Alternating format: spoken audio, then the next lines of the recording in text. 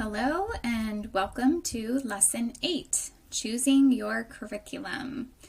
Congratulations on making it this far. Frequently, this is the lesson that everyone is waiting for, and that's usually because this is the part of the process that causes the most stress. So, why is it so stressful? Well, firstly, there are so many options.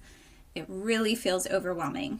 Back when my mom was homeschooling me, it was still a very new concept, at least within the last century, as we learned in our history lesson in Lesson 2.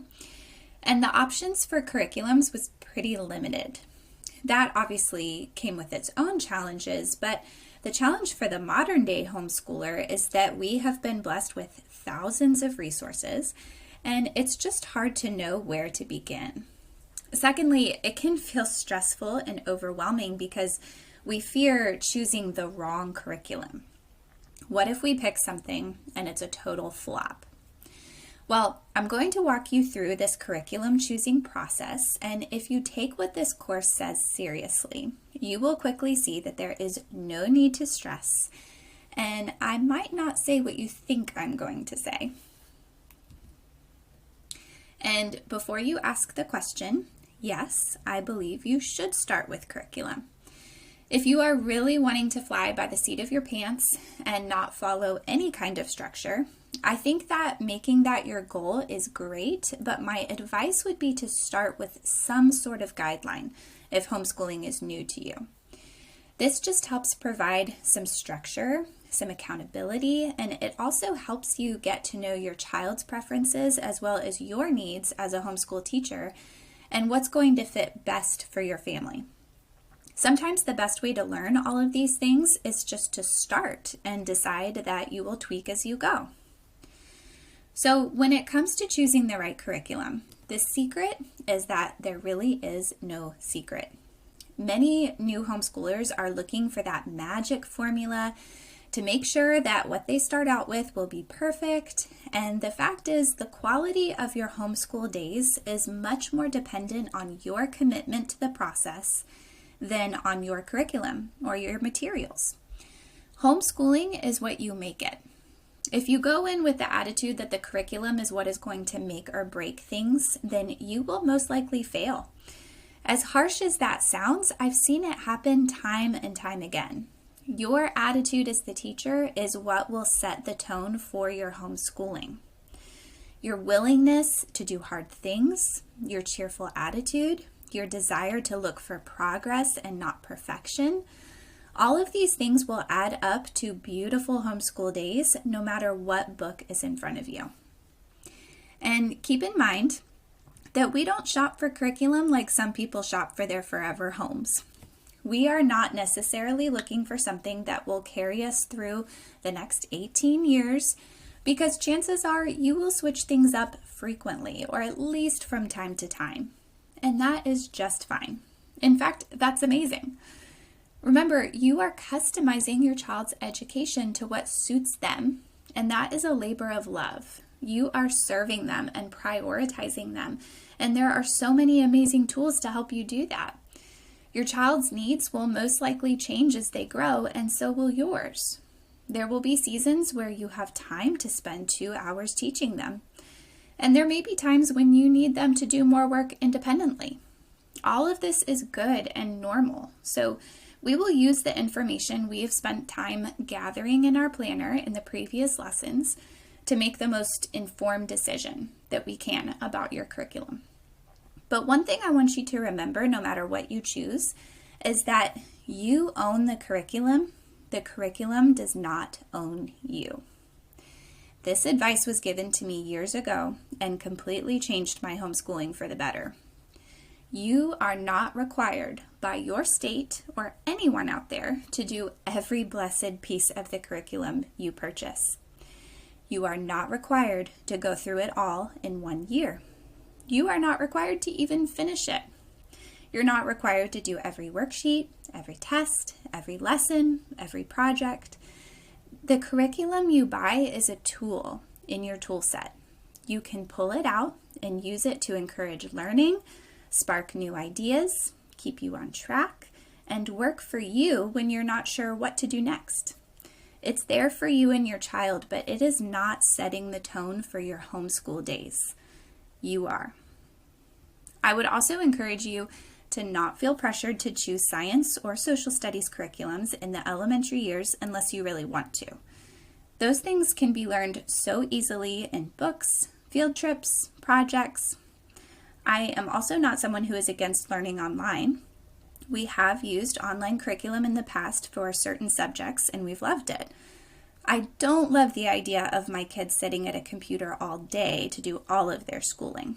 But I do think online resources can be extremely helpful and a lot of fun when they're used correctly. And finally, don't forget to refer back to your learning styles worksheet that you will be keeping close to you throughout the year to do your investigative work. If a certain curriculum does not seem to be connecting well with your child, consider whether it's because it's not speaking their language. The same material can often be taught through videos or audiobooks or short stories or projects.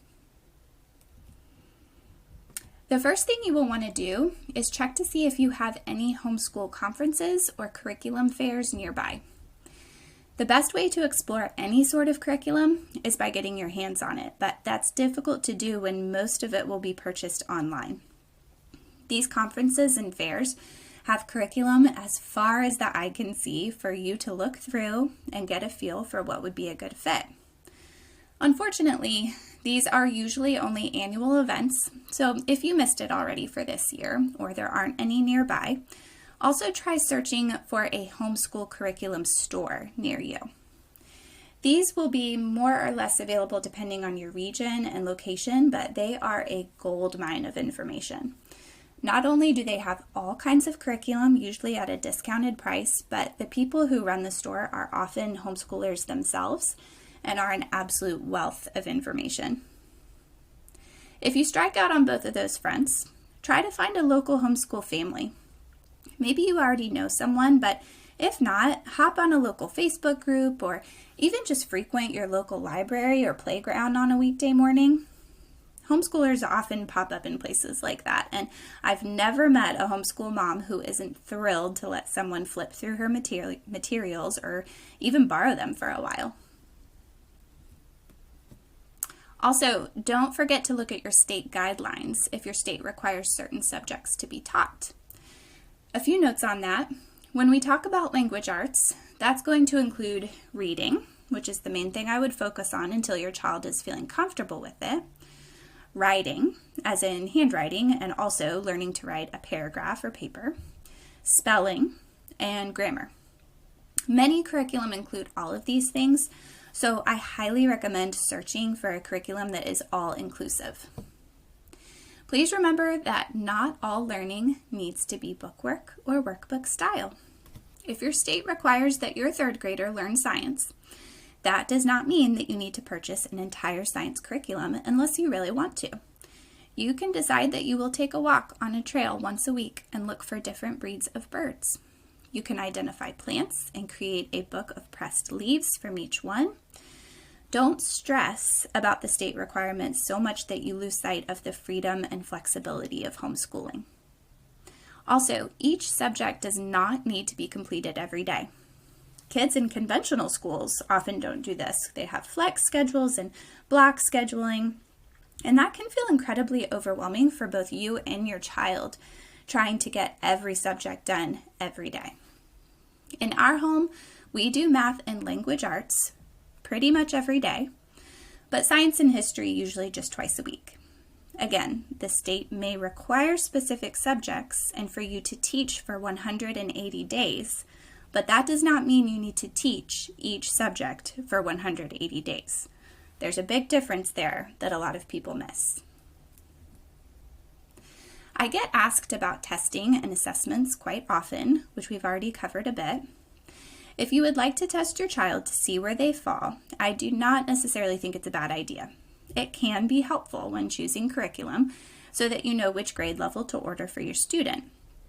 However, just be careful not to put too much stock into the results, since many children do not test well, and we are much more focused on sustained progress than we are comparisons to other children of the same age. Learning at their own pace is the gift we are giving your child in homeschooling, and we don't need to deprive them of that because of pressure we are feeling from some test results. Albert Einstein was considered stupid as a child and probably would have performed terribly on an assessment, and we all know how that turned out. I will also say that most curriculums give you an option of taking a free placement test on their website before ordering from them to ensure that you are ordering the correct level. So if that's your main motivation, wait until you do decide on your curriculum before enrolling your child in a standardized test. If your state does require your child to be tested, or that is something you would like to do, again, I recommend the CAT or California Achievement Test. There's an online, untimed version that gives your student more time to work in a low-pressure environment and just takes out that step of having to fill all of those bubbles in, which we appreciated. There are plenty of other options out there, but that is one that we have used. It's accepted by our state as an approved test to take, so we go with that. Double check with your state laws if you're unsure. There will be a masterclass on this subject coming soon, but I would like to say a quick note about homeschooling with littles in the house. Do yourself a favor and purchase Open and Go curriculum.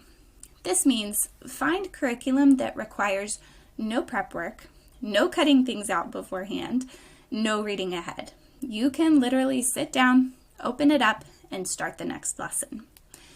Homeschooling with toddlers and babies in the house is 100% doable, and I have done it through 5 kids. However, it can be exhausting, and there will be many interruptions. These interruptions won't be so stressful, and they will go more smoothly if your child's lesson that day is not as dependent on you.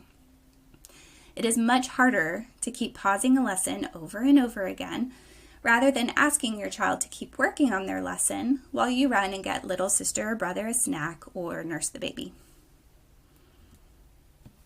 If you look in the resources section of the course, you will find a curriculum list. This is a list of popular examples by subject, and the top of the page has 2 websites that are common resources for purchasing curriculum if you don't have a curriculum store or fair nearby.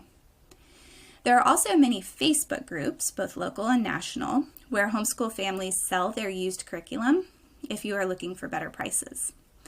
Use that resource to give you some ideas to get you going, but it is by no means extensive. Going to the 2 websites listed on the sheet and browsing by category will give you many more results if none of those examples really speak to you. Once you have made your decision on curriculum for the time being, and hopefully have it in your hands, it's time to move on to the next page in your planner, where you will fill out your curriculum plan by subject for each of your children. Just a reminder that you may not use curriculum for each subject, and that's okay. Here's an example from my daughter, Annie. For right now, she does the Saxon math curriculum, and we do that one every day. We use IEW for language arts every day through our co-op, and we also mostly rely on our co-op for her social studies work, which is only once a week. We use Science Shepherd twice a week for science, the All About Spelling curriculum twice a week, and we also throw in typing lessons when we have the time to give her additional practice besides her writing up her papers for language arts. As I mentioned before, each of my older kids spend some time reading every day. You will also notice on the side that I've given you space to circle whether this subject will be completed primarily independently by your student or if you will be guiding them. This is going to be so helpful to know as you move through your year, especially if you are teaching multiple children. Even if you're not, organizing your days based on when you need to be available for your student and when you will have some time to work on something or focus on another child will really be key in making sure your days run smoothly. Trust me on this. This may be something you will need to fill in later if you do not have your curriculum in hand yet. It also may be easy to answer both. Some aspects of subjects may be able to be completed alone, and then maybe a piece of it will need assistance from you. In this case, mark down what you think will mostly be true. For example, I marked that Annie's IEW curriculum is guided. She actually writes her paper independently most of the time, but I do go over it with her for any corrections. And she also learns vocabulary words independently, but I quiz her from time to time. So just make your best judgment call when it comes to that. This will also help you have everything laid out and see the ratio of guided to independent work for your student. You may look and see that almost all of it is guided and change your mind on a couple curriculum choices at the last minute. Again, try asking around to whoever you can or showing up to the regular question and answer videos within the community and asking about how independent each curriculum is. There are also many YouTube videos out there of homeschool moms reviewing various curriculum that will help just get your eyes on what you'll be doing.